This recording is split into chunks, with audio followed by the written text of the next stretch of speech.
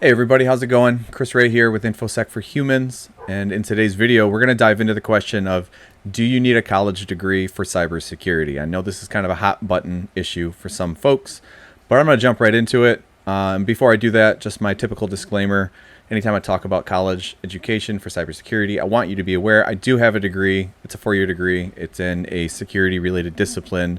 I do feel it helped me land my first air quotes mid-level job. However, it didn't help me get into tech. I didn't have it until year 4, year 5 of my tech career, just to give you an idea. But I do want to level set and just, remind everybody, this is coming from somebody who's got a 4-year degree. So with that said, let me also remind you, again, my name is Chris Ray. I've got this channel here and I help people break into cybersecurity and build their cybersecurity skill sets. You can check out my video portfolio and all my blogs on my website, infosecforhumans.com. You can follow me on Twitter at infosecforhuman. And of course, you can subscribe here for my latest and greatest. So the big question is, do you need cybersecurity education from a 4-year institution like a public university or private college to get into and be successful in cybersecurity?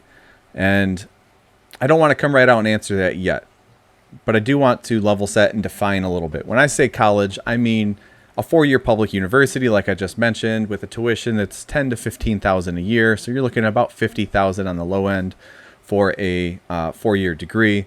You're committing 30 hours or so a week for the next 4 years to this education. And that's kind of, when I say 4-year degree, that's what I mean. Not a 2-year degree, not an associate's. It's not a private school that's charging a handsome sum of money. It's just what your run-of-the-mill state school, in-state tuition, that sort of thing. So before I go any further, let me know in the comments below if you did go to college to get into cybersecurity, or if you're thinking about doing it, or if you're doing it right now. I genuinely want to know, the people that are watching this video, where are you at in this process? So the other thing that I want to bring up is, when you do some research, you do your own original research, which you should always do. Don't take my word for it. Don't take anyone's word for it. Go out and dig up your own facts, find the real truths for yourself, interpret them, and understand it. When you go out and you start researching some of these things, you'll find a few universal answers to some universal questions. What I've done is I've gone through and answered them and said, yeah, these are generally true, but there's a tech truth, and I've added the tech truth to them. So for the first one I want to talk about is, you'll see this thrown around a lot, and it's often repeated, that people who hold college degrees will, over their lifetime, earn a lot more money than those who do not. And that is generally true. But you have to also keep in mind, when we're talking about something that's generally true, we're talking about, we're mixing in data from the medical field. So medical professionals like doctors who they are regulated. They have to have a diploma from a medical school. They have to be licensed. They have to have a college education. So that's kind of skewing things already. Whereas in tech, as you know, we are not regulated. There's no requirement set by some governing body that says we have to have a 4-year degree in order to be a cybersecurity professional. So keep that in mind. The other thing I want to point out, thanks for bearing with me there, is this from Indeed.com, top 100 highest paying jobs, just published last month. If you go through here and you look, it's not too surprising. Doctor, a lot of doctors, a lot of physicians. Number 14, this is the first non-medical profession on this top 100 list. Enterprise architecture manager, doesn't need a degree to do this job.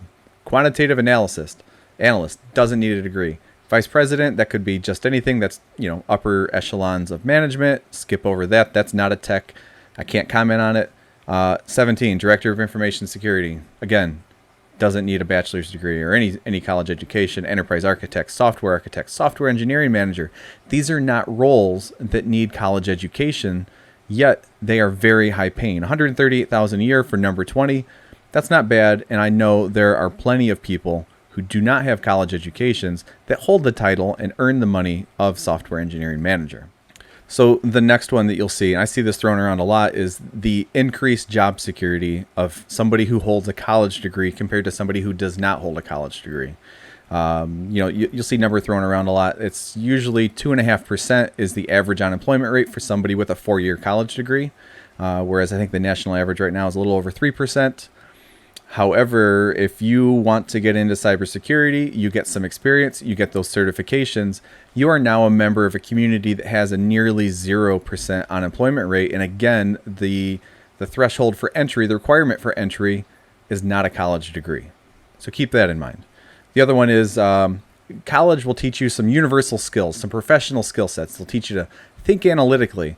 It will teach you to challenge complex problems. It will teach you to communicate effectively with others. Well, guess what? Setting up a lab, learning in that lab, and then teaching others what you learn in that lab will give you those exact same skill sets, if not better. So keep that in mind. I have found that to be 100% true. That's why I'm making these videos, because it not only helps others out, but it sharpens my own skill sets.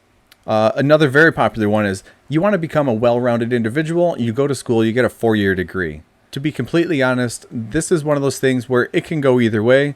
Now I'm going to give you, in my experience, IME. Nothing builds a well-rounded individual like running headfirst into a big wall of diversity. And by that I mean challenging technical problems, learning how to teach yourself, learning how to lab, learning any new technical skill set is a very difficult thing to do. And by doing that, you will build your confidence. It will require you to interact with maybe the creator of that technology, or at least the community that supports that technology. And you will become a well-rounded individual in your own way. You don't exactly need a college degree to do that, but hey, if that's something that you wanna argue with me about, let me know in the comments below. I'm open to suggestions here. If you think the only way to become a well-rounded individual is through psychology courses at a college, let me know in the comments. And then this is the last one. I'll say this is a valid argument. Going to a 4-year school can expand your career options. If you go to a school, you get a cybersecurity related degree. You get into cybersecurity, it's a year, 2, 3 in, and you're just not feeling it. You're dreading work. You're hating it. Well, guess what? You've got a 4-year degree from a university. You could pivot that and maybe go into another field. Whereas if you didn't have that 4-year degree, you probably couldn't do that quite as easily. Here's essentially what the problem is. Anytime you go out and you search on the internet, should I go to college? Do I need college for X, Y, or Z? They're almost always going to be true because they're generally true, except for tech. And the thing is with tech, it's so unlike any other profession that if you take that general advice, which is generally true, you're taking bad advice and running with it. That's why I'm making this video here, because you need somebody who has been through it, started at the beginning, went to the end. And I'm telling you, those generalizations that you find all over the internet, they are true for 90% of the professions. They are not true for tech. So before I go too much further, and I hope it doesn't feel like this, I'm not bashing anyone in college. Like I said, myself, I have a college degree. And at the end of this video, I'm going to give you some recommendations if you do want to get a college degree, some ways to do it that I think are much more effective, more affordable, and will get you up to speed much quicker, which is important because tech evolves so quickly. So one of the things I do want to point out, just a few more cons with college, the student loans are quickly becoming like a national problem. This is a real problem that we need to address. However, I'm not going to go into the details of that in this video. Just keep in mind the cost is abhorrent. College is not career prep. I have personally worked with 2 people who came out of top tier schools, very, very well-known schools. If I mention the names, I would dox the people who I'm talking about, so I'm not going to do that. They will know when they see this video, unfortunately, that I'm talking about them. Very well-known schools, very highly regarded. They were brought in, and they were, unfortunately, they let themselves down. They let everybody else down. They just didn't have the requisite skill sets to excel in cybersecurity.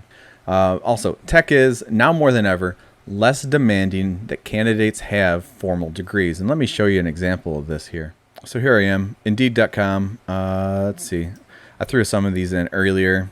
Infrastructure engineer, I'll click on that.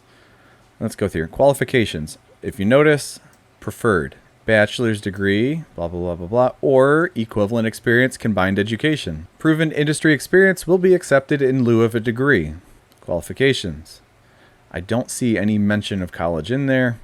Again, these are all things that you could be labbing right now. Docker, Kubernetes, AWS services, Fortify, Git, SonarQube, Jira, Jenkins. They don't even list, unless I'm completely missing it. I don't see any nice to have or preferred or anything that says college degree or equivalent experience. Look at, not even in there. And they say we encourage you to apply even if you excel in a few of these areas, not all of them. So I could go on and on with this. It's just one of those things where I want to point out very casually, not even really planning it out, is jumped on Indeed.com and threw in a few job titles, and I quickly found that there are plenty of jobs out there that do not require it. They may list it. Don't let that deter you. Don't put that off. I am telling you, these hiring managers are looking for people who are passionate about tech, who want to teach themselves, who have a drive to learn. And I tell you what, self-learning, labbing, teaching yourself all these things, those are the skill sets that really piques the interest of a hiring manager. And then last but not least, I do want to point out that history repeats itself. Many things that were true 200 years ago, 100 years ago, today have always been true. And this is a great example of it. College for tech right now is not the most efficient use of your time. And I found a great article from The Art of Manliness, of course. But in there they have a quote, and the quote says, given that tuition, room, and board charges at many colleges were minimal, and they're talking about the late 1700s, why did young men and women not opt to enroll? And then they go on.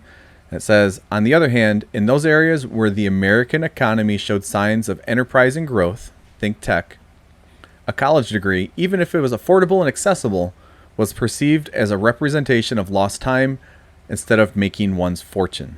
So right there, they're saying even 200 years ago, in fields like development, mining, and business, which was the technology of the heyday of technology for the late 1700s, they said it was too much of a lost opportunity to waste time going to school when you could teach yourself what you needed to know and start building your own fortune. So I thought that was an interesting tidbit. It's a little dramatic, don't get me wrong.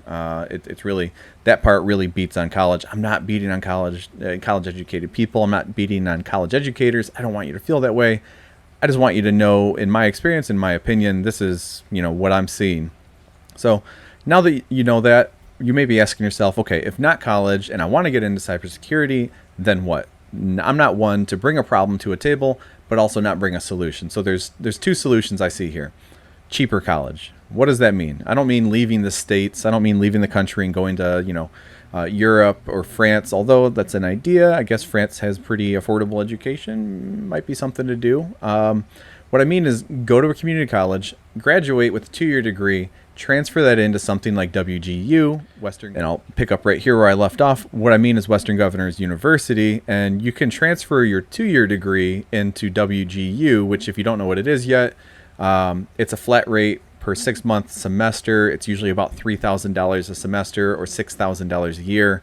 And the really interesting part of this is you can work at your own pace, meaning if you're really motivated and you have the time, you could complete a bachelor's degree in 6 months, 12 months, 18 months.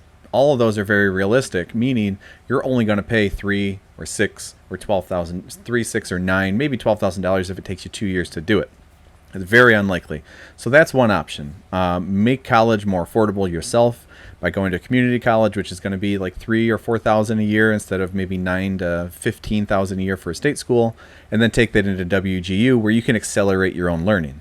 And then the last one, my favorite one, would be to learn, lab, and teach others what you learn in the lab. And that sounds really simple, but what it is when you learn to lab, you learn how to teach yourself. You learn how you learn, but then you also learn the technology of the lab.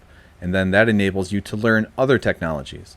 Now the key part here is just learning it yourself and internalizing it and remembering how to do things. That's good. You have to teach others, whether that's writing a blog, making a video like this, or teaching one-on-one, joining a community and helping others out, responding to an email, whatever it is. Teaching others what you've learned is probably the very best way to become an expert at something. And I'm telling you right now, if you started today and you took 10% of what you would spend on that in-state school tuition, $5,000, you build a lab, you buy some AWS time, Azure time, whatever you want to do, and you spend the next 4 years, 30 hours a week, labbing, learning, and teaching others, you will be an expert in some domain. Whatever domain you want to pick, if you spend that amount of time and that little bit of money in the next 4 years doing that, you will be the expert. This was something that's been bouncing around in my head for a long time. I had a lot of thoughts on it, and putting this video together helped me clarify those thoughts and my position on a lot of things. And I don't want anyone leaving this feeling like, oh man, I've made the wrong decision if you've already started school. Hit me up, let me know what you're thinking. I might be able to offer you some guidance and some advice. If you haven't started school yet, also let me know. And if you're like me, you've already went to school, you've graduated, and you're in the workforce, hey, let me know. Connect with me on LinkedIn. Find me on Twitter and let me know how you're doing. Again, my name is Chris Ray. This is InfoSec for Humans, and I'll see you next time.